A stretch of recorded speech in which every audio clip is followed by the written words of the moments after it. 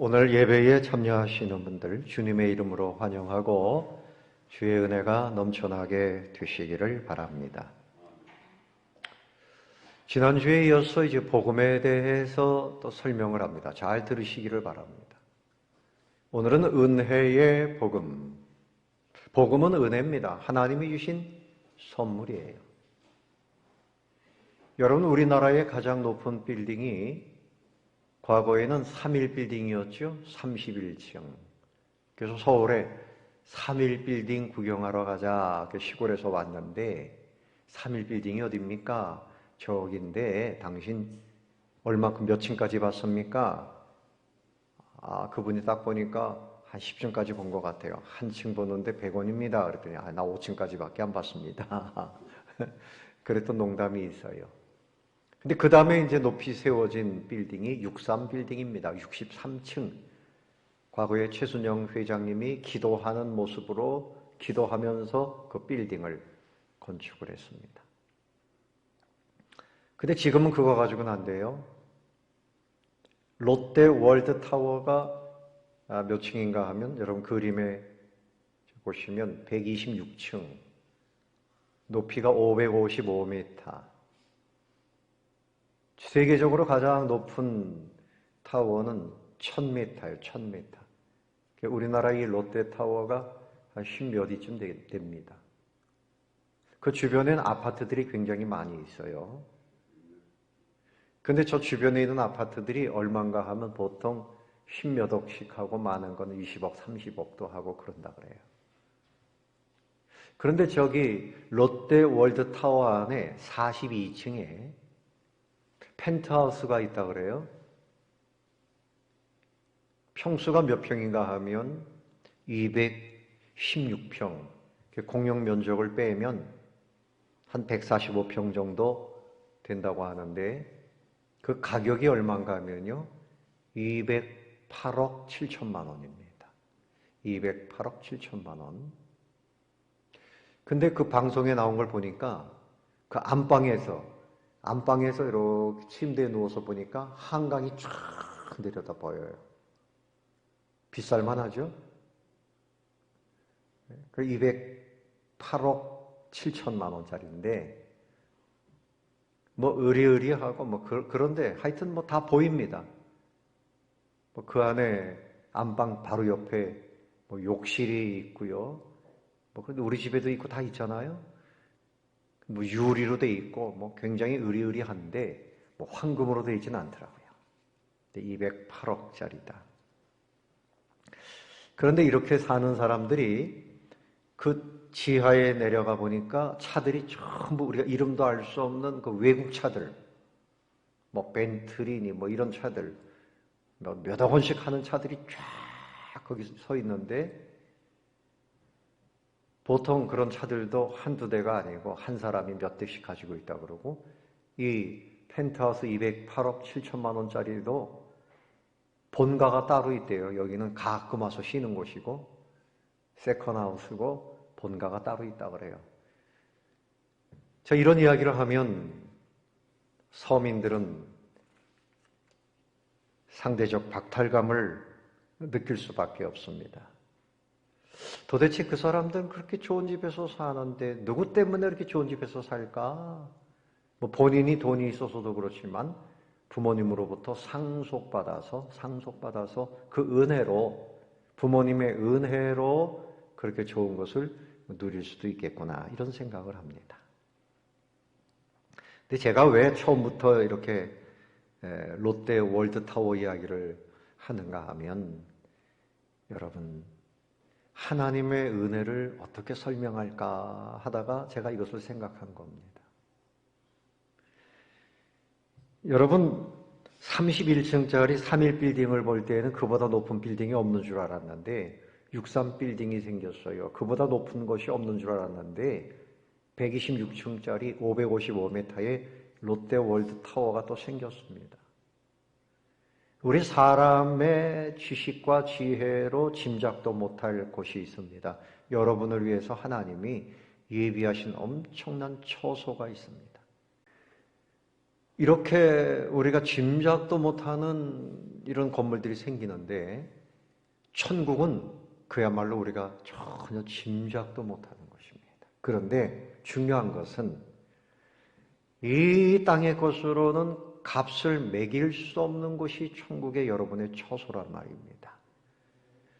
뭐 수백억짜리라고 해도요, 그 집에서 산다고 해도 거기서 병들고 염려 근심이 있고 때가 되면 죽고, 그것이 이 땅의 삶인데 천국은 이 땅의 것과 비교하면 비교가 안 됩니다. 그 땅에는, 그 천국에 가면 전혀 고통이 없습니다. 그리고 요한계시록 21장 이하에 보면 무엇으로 만들어졌어요? 길은 황금길로 되어 있고, 그리고 건물은 온갖 보석으로 되어 있는데 가격으로 치면 수천억 가지고도 안 되는 겁니다. 그리고 영원토록 살 수 있는 곳입니다. 수천억 가지고 안 돼요. 우리 예수님 비유 중에 1만 달란트 비유가 있어요. 1만 달란트 빚진 사람을 탕감해 주셨다. 그 용서를 받은 사람 1만 달란트의 값을 다 없는 것으로 하고 용서하여 살게 하셨는데, 1만 달란트 수천억 혹은 몇 조 원입니다. 우리 인간의 계산으로도 할 수 없는 어마어마한 돈을 말하는 거예요. 그야말로 계산 불가입니다. 계산 불가. 계산 불가. 하나님의 은혜는 계산이 안 돼요. 계산이 안 돼요. 계산이 안 되기 때문에 그냥 공짜로 주시는 겁니다. 계산이 안 됩니다. 따라해 봅시다. 계산이 안 됩니다. 하나님의 은혜는 계산이 안 돼요. 자, 여러분, 눈을 보지 못합니다. 그래서 요즘에 노인들 수술을 하는데 안에다가 렌즈를 심어요. 렌즈를 심는데 보험이 안 되면 한 1,000만 원 정도면 환하게 볼 수 있다 그래요. 또 어떤 사람은 간이 나빠서 간 이식 수술을 합니다. 그 이식 수술하는 비용이 억 단위로 들어갑니다. 근데 여러분, 건강하니까 하나님의 은혜로 그 값 지불하지 않고 건강하게 사니까 그것도 은혜입니다. 할렐루야. 아멘. 은혜로 살고 있는 겁니다. 꼭 아파가지고 병원 가가지고 말이죠. 뭐 여기 수술하고 저기 수술하고 막 돈 내고, 그래도 이전에 건강했던 것만큼 그렇게 자유롭지는 못해요. 영원한 생명, 1년 동안 더 사는 것도 아니고 영원토록 건강하게 영원히 사는 그것을 어떻게 값으로 매기겠어요? 어떻게 값으로 매기겠어요? 여러분, 우리의 이 건강을 값으로 어떻게 매기겠어요? 수천억 가지고 돼요? 영원토록 건강하게 천국에서 영원히 살게 되는데, 이것을 우리는 한말로 뭐라고 표현하는가 하면 하나님의 은혜라 이렇게 표현합니다. 아멘. 하나님의 은혜입니다. 그래서 우리에게 천국을 주시고 영원한 생명을 영원토록 누리도록 값으로 매길 수 없는 그런 은혜, 예수님 십자가에서 피를 흘려주시고 그 값으로 일방적인 하나님의 사랑으로 우리가 이 은혜를 누리고 산다. 이것이 복음입니다. 그래서 복음은 바로 은혜의 복음이다. 이 중요한 부분을 제가 앞부분에서 설명을 좀 하고 있는 것입니다. 왜 은혜가 필요한가 하면 인류는 치명적 상황 아래에 있어요. 치명적입니다. 우리 인류는 첫 번째로 생각할 것은 치명적 상황 아래에 있다. 무슨 상황 아래에 있다? 치명적 상황 아래에 있습니다. 치명적이라고 하는 말은 생명을 잃을 정도의 그런 어려운 상황, 극한 상황, 이것을 치명적이다. 그래서 하나님의 도우심이 절대적으로 필요한 것입니다. 사람은 다 생명의 파괴, 사회 붕괴, 인간 사회 도덕성의 파멸, 모든 것이 파멸을 향해서 치닫고 있는데 이것에서 스스로 살아날 방법이 없어요. 치명적 상황에 놓여 있다.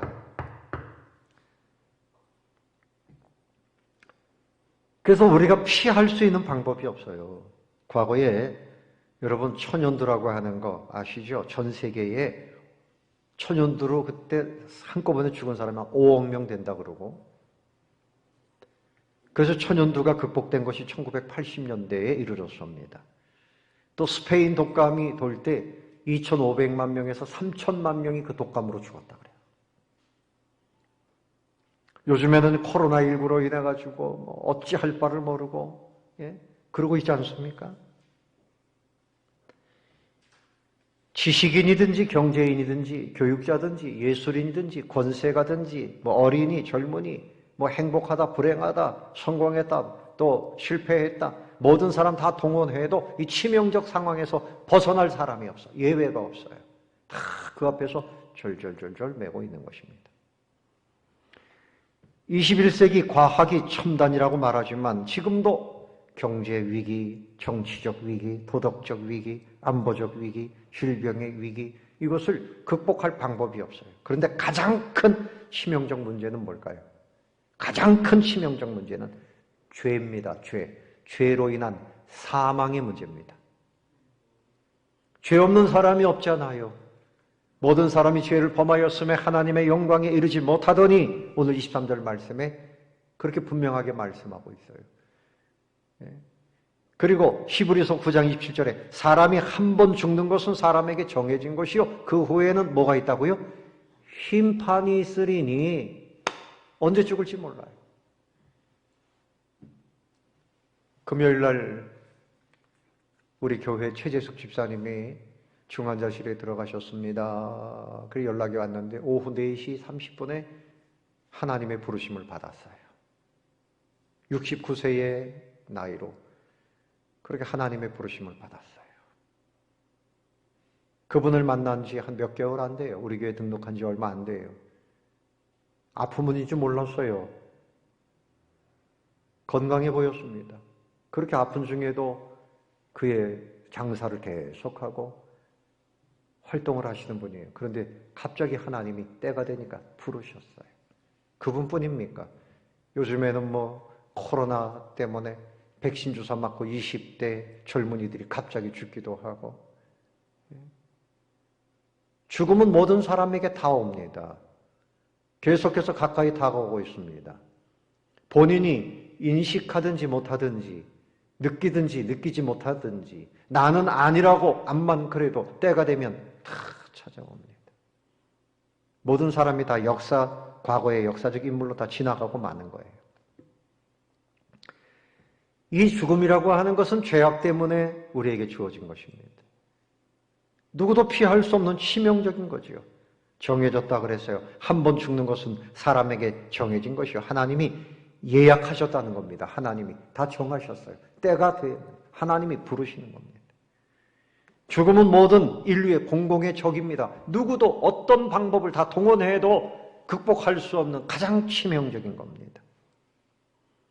시편 90편 10절에 우리의 연수가 70이요 강건하면 80이라도 그 연수의 자랑은 수고와 슬픔뿐이요 신속기간이 우리가 날아가나이다.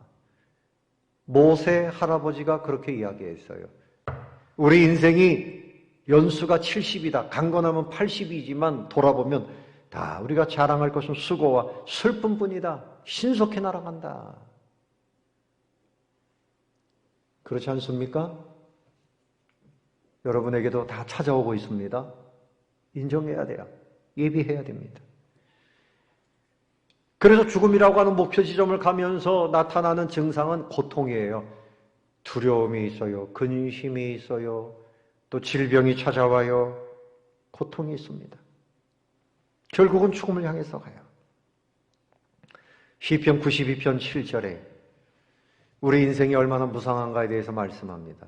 악인들은 풀같이 자라고 악을 행하는 자들은 다 흥왕할지라도 때가 되면 영원히 어떻게 된다고요? 멸망하리이다. 또 시편 102편 11절에 내 날이 기울어지는 그림자 같고 내가 풀에 시들어짐 같으니이다. 그림자 같고 풀이 시들어가는 것 같다. 내 인생이 바로 그것이란 말이죠. 별거 아닙니다. 시편 103편 15절에 인생은 그날이 풀과 같으며 그 영화가 들에 꽃과 같도다. 꽃과 같이 쫙 피지만 그냥 떨어지는 거예요. 144편 4절에 사람은 헛것 같고 그의 날은 지나가는 그림자 같으니이다. 그림자처럼 사라지는 겁니다. 이것이 인생이 만나는 죽음이라는 거죠. 그런데 중요한 것은 그 다음에 심판이 있다. 모든 사람이 죄를 지었으므로 하나님의 영광에 이르지 못하고 다 지옥의 불심판에 떨어지고 마는 것입니다. 여러분, 유황불 심판을 말하는 거예요. 요한계시록 21장 8절에 보면 모든 자들은 불과 유황으로 타는 못에, 그 불못에 던져지리니 이것이 둘째 사망이라. 예? 여러분, 용광로가요, 불을 녹이는 용광로 보통 몇 도가 되는가 하면 섭씨 1500도가 된다 그래요. 1500도. 여러분이 물을 펄펄 끓이면 몇 도입니까? 100도입니다. 근데 쇠가 물처럼 녹아버리는 용광로는 1500도. 그 1500도 되는 그 용광로 속에 여러분 던져진다고 생각해 보세요. 던져지기 전에 훨훨 타버릴 겁니다. 그런데 지옥은 타서 없어지는 것이 아니라 죽을래야 죽을 수는 없고 영원토록 그 고통을 계속 당하는 것이 지옥입니다. 그림을 하나 보세요. 요즘에 화산이 폭발하고 있어요. 저거 보면서 어떻게 생각하십니까? 야, 멋있다.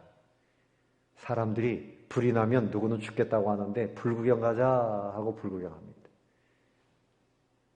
땅 속에 저런 불이 있어요. 그런데 최근에 폭발해요. 3월에 아이슬란드에서 폭발했어요.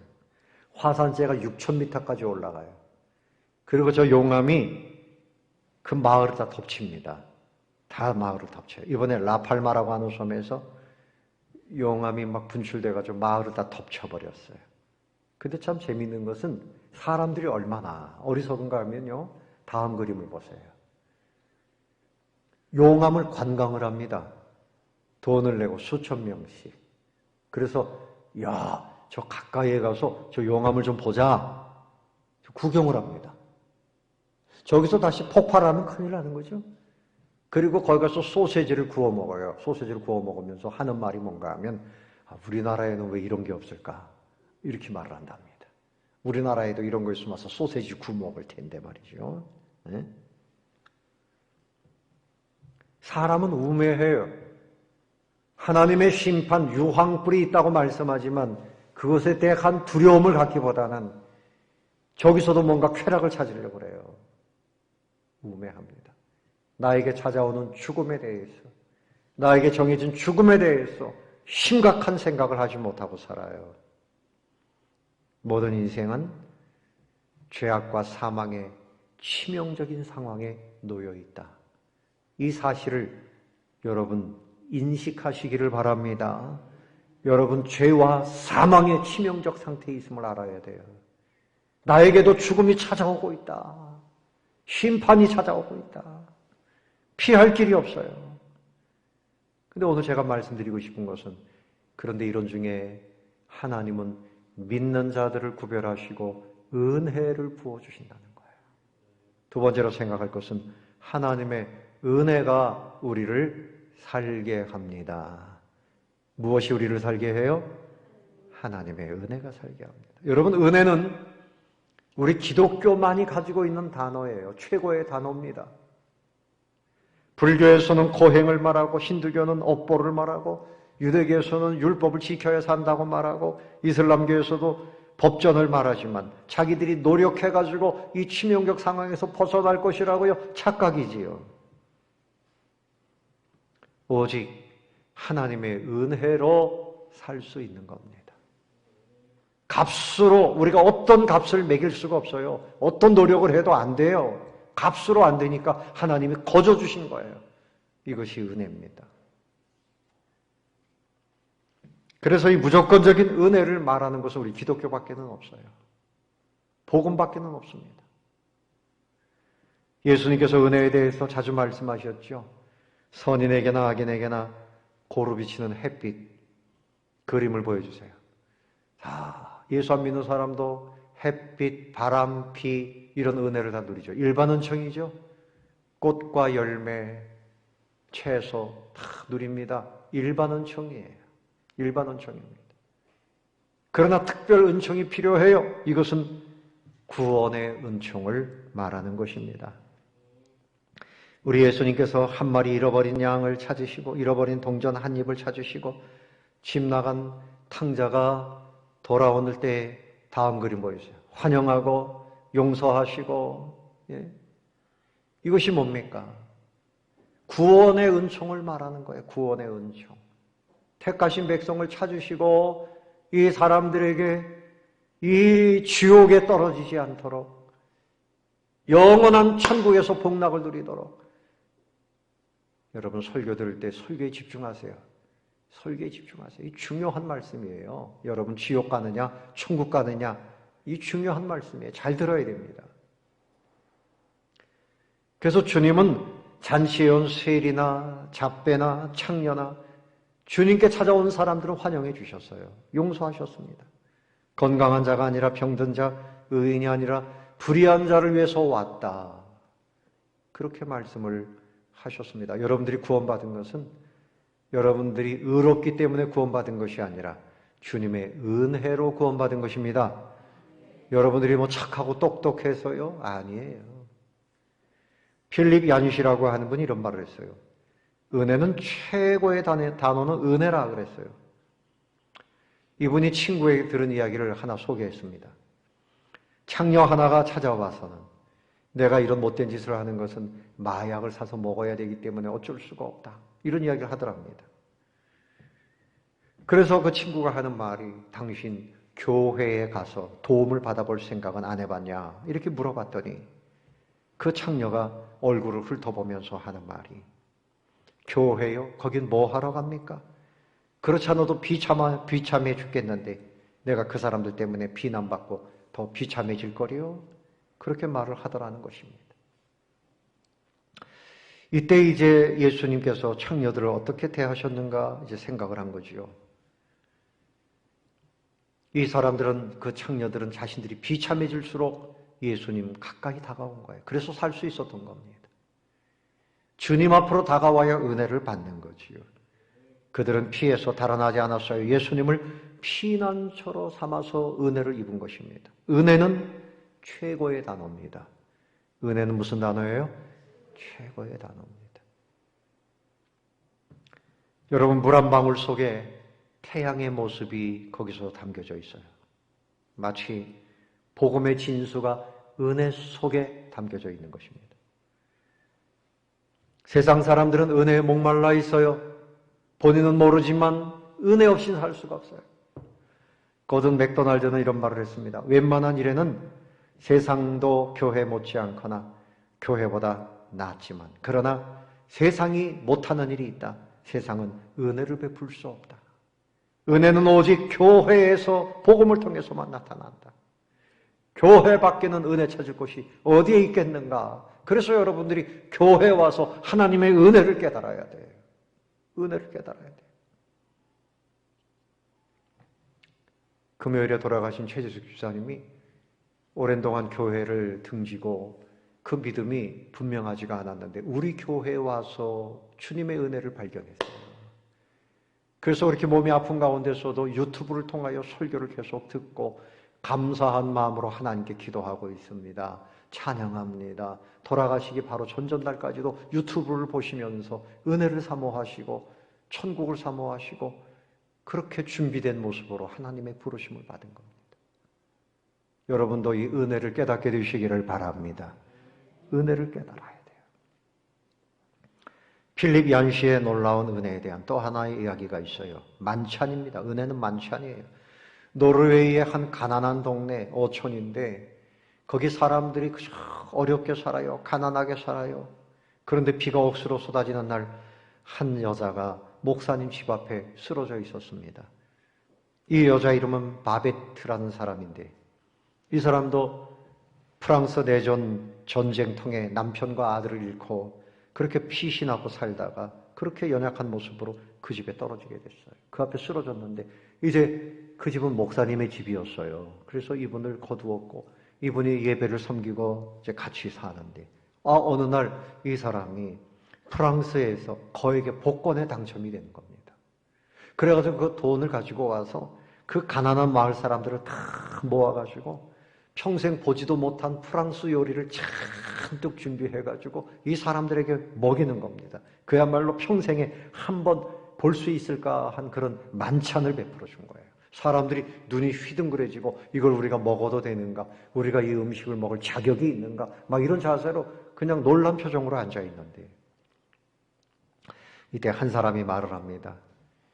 우리가 이 은혜에 대해서 잘 모릅니다.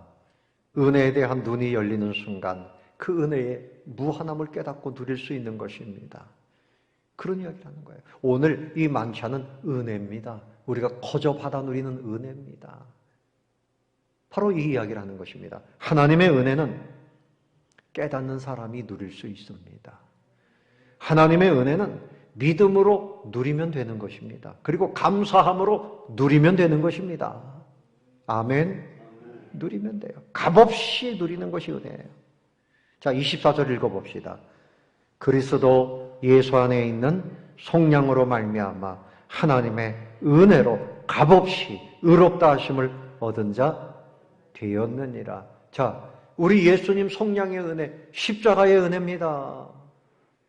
우리 예수님 십자가에 달리신 것은 그 값을 지불해 주신 거예요. 우리는 값없이 주님 십자가의 그 은혜를 다 받아 누리는데 그것이 뭔가 하면 속량의 은혜라. 무슨 은혜?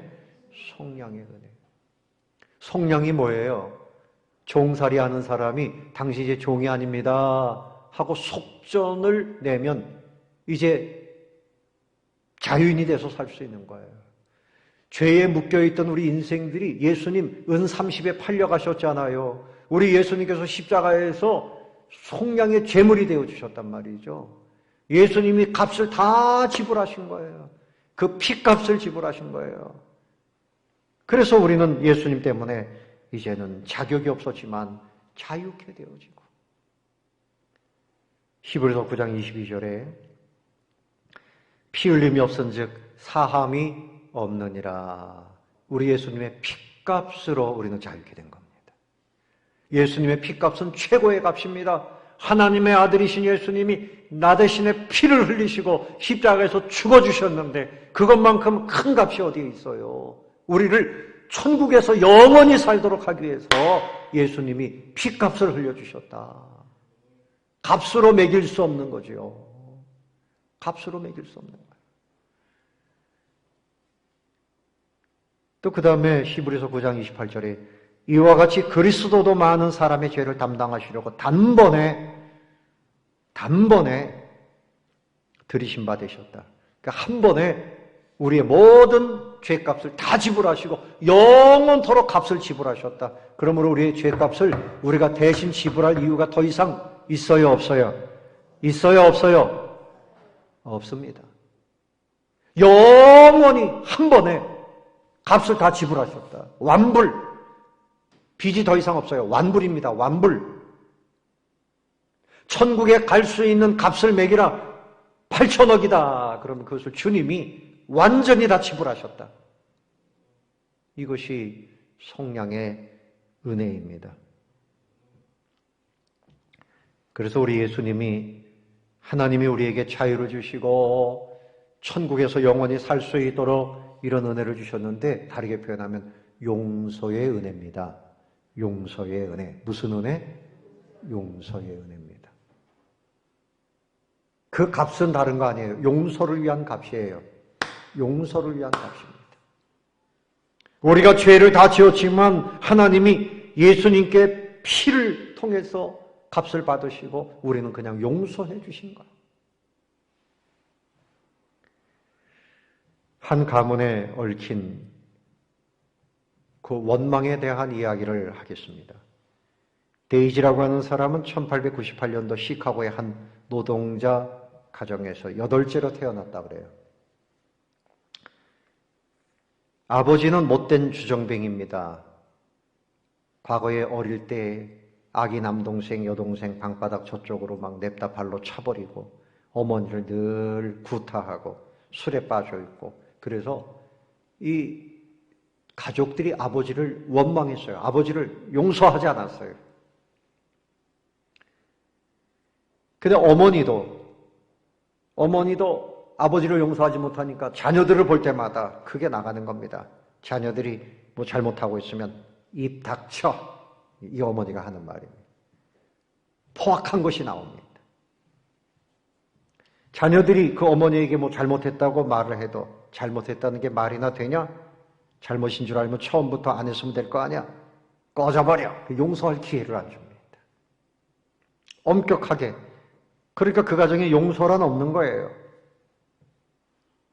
그래서 그 딸이 이제 나는 우리 자녀들한테 그렇게 하지 말아야지. 그런데 역시 똑같아요. 자기 아들을 용서하지 않습니다. 또 그 아들이 16살 때 대마초를 피우다가 걸렸어요. 용서하지 않습니다. 내쫓아버렸습니다. 이 아들이 밖에 나가서 범죄하는 사람들 소굴에 들어가가지고 삽니다. 이 아들도 어머니를 찾지 않아요. 서로 용서가 없는 거예요. 그 마음이 원망이 많고 점점 더 죄악이 쌓여가는 거죠. 그 아들이 방황하고 여러 번 결혼에 실패하고 그렇게 삽니다. 용서가 없어요. 용서가 없으면 지옥과 같은 것입니다. 용서를 해야 하나님의 은혜가 들어오고 용서를 해야 서로 사랑하게 되고 그리고 서로 의롭게 되고 변화가 일어나는 겁니다. 여러분, 하나님께서 우리에게 은혜를 베푸신 것은 용서의 은혜입니다. 용서해 주셨기 때문에 우리가 하나님의 자녀로서 천국을 다 누리게 된 겁니다. 예수님께서 말씀하셨죠. 마태복음 6장 12절에 우리가 우리에게 죄 지은 자를 사하여 준 것 같이 우리 죄를 어떻게 사하여 주옵시고. 우리가 다른 사람들을 용서하지 않으면 안 돼요. 이제 용서받았기 때문에 내가 용서의 은혜를 입었기 때문에 여러분 가족들 가운데 원망하는 거 다 풀어야 돼요. 용서하시기 바랍니다. 부모님을 절대 나는 용서 못한다. 그런 자녀는 하나님을 믿는 게 아니에요. 그 사람에게 천국 문이 아직 열려 있는 게 아니에요. 용서해야 됩니다. 용서해야 돼요. 그래야 그 가운데 복음이 흘러가는 겁니다. 그래서 이렇게 용서받고 하나님의 은혜를 입은 사람은 천국에서 영원히 살아요. 요한계시록 7장 15절 이하에 보면 그러므로 그들이 하나님의 보호자 앞에 있고 이 참 얼마나 큰 은혜입니까? 또 그의 성전에서 밤낮 하나님을 섬김에 보호자에 앉으시니가 그들 위에 장막을 치시리니 그들이 다시는 줄이지도 아니하며 고통이 없어요. 목마르지도 아니하며 해나 아무 뜨거운 기운에 상하지도 아니하리니 이는 보호자 가운데 계신 어린 양이 그들의 목자가 되사 생명수 샘으로 인도하시고 하나님께서 그들의 눈에서 모든 눈물을 어떻게 하신다고요? 씻어 주실 것입니다. 천국엔 고통이 없어요. 여러분, 말씀을 정리하려고 합니다. 여러분, 은혜는 값으로 매길 수 있는 게 아니에요. 사람들은 자꾸만 값을 지불하려고 그래요. 종교적인 삶으로, 도덕적인 삶으로. 내가 지식을 가지고 돈을 많이 벌어서 내 인생, 세상은 자꾸만 값을 매기죠. 사람도 값을 매기고 자꾸만 값을 매겨요. 이거 비싼 겁니다. 비싼 거 자꾸 살려고 그래요. 근데 은혜는 값이 없습니다. 진짜 행복은 하나님의 값없는 은혜 속으로 들어가는 겁니다. 아멘. 하나님의 은혜 속으로 들어가세요. 자꾸 값을 매기는 세상 속으로 들어가서 거기서 방황하지 말고, 방황하지 말고, 잘못된 계산법에 빠지지 말고 값을 매기지 않는 은혜 속으로 들어가서 하나님의 은혜의 복음 안에서 그 모든 것을 누리면서 살아야 돼요. 최고의 단어는 은혜입니다. 은혜. 미국의 비처라고 하는 목사님이 계신데 교회가 막 부흥했어요. 어떤 사람이 물어봅니다. 목사님, 어떻게 교회가 이렇게 성장합니까? 이때 목사님이 하는 말씀이 저는 주일에 설교를 하면 우리 교회 450명 되는 교인들이 월요일부터 나가서 복음의 은혜를 전합니다. 내가 받은 복음의 은혜를 전하니 그 은혜가 흘러가면서 많은 사람들이 교회에 나오게 됩니다. 여러분, 우리가 은혜를 받았으면 주님의 그 십자가 은혜를 받았으니 우리의 시간과 공간 속에서 우리도 이 은혜를, 용서의 복음, 은혜의 복음을, 천국에 있는 이 복음, 값으로 매길 수 없는 엄청난 은혜의 복음을 사람들에게 나누어 주시기를 바랍니다. 나누어 주시기 바랍니다. 그분들에게 이 은혜가 무엇인지를 자꾸만 나누어 주세요. 그분들도 예수님을 믿고 천국 백성이 될 수 있는 것입니다.